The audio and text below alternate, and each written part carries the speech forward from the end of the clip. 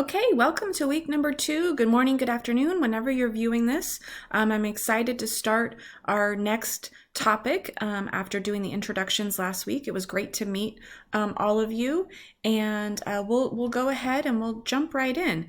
This week, our topic is going to be hotel business. I oftentimes will highlight here at this point that a lot of times people think hospitality is hotels and that's it. And that really isn't. This is where we're going to start, but by no means is this the definition of hospitality. But in this week's hotel business, we'll be exploring hotel ownership and development, both via franchising and management contracts. There's pros and cons to both. The classifications of hotels by both rating, type, location, and price, the concept and growth of vacation ownership, and then we'll do a little bit of work on evaluating customer service. So in looking at the different topics, I just wanted to highlight this umbrella. And this is where I like to start because we will be starting right here in the lodging section, but we will have other places to explore.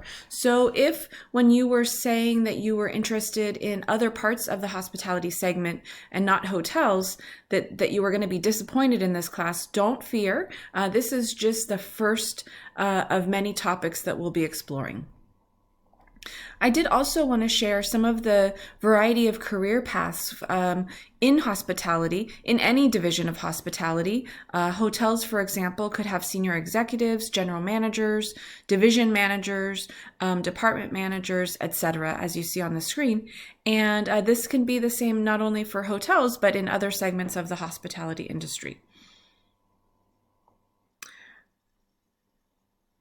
Then so far, this is what I have for service evaluation. I've asked in the last week's assignment for you to provide your top 2 identifying criteria in evaluating service that you've had as a critic, as well as after watching the video on why customer service matters.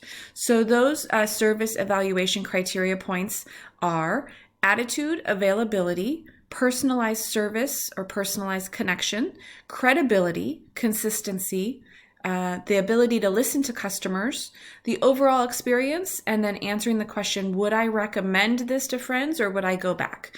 And so I do have a few more students who are have not submitted yet their service evaluation.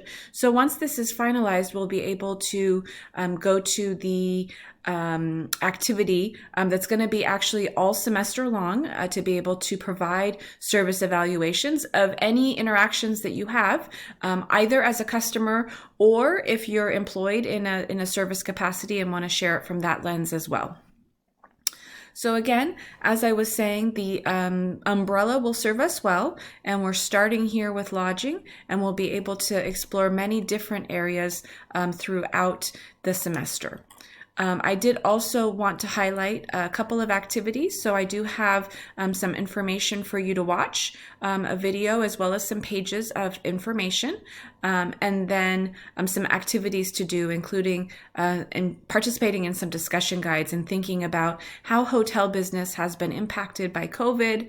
And then I wanted to also at the very end highlight with the wrap-up page, some of the different career opportunities that are present in the hotel business, not only in working in hotels, but also some of those ancillary areas that would be impacted by really the first 2 bullet points here on this screen. So thinking about asset management and working for the companies who purchase hotels or develop hotels or build hotels, as well as those independent rating companies like AAA or Forbes that will go in and provide these ratings. So there are a variety of different things that can be career paths should the hotel business be of interest to you, not just working in a hotel. So I wanted to open your minds to that concept. I look forward to the week ahead, and please reach out if you have any questions. Thank you.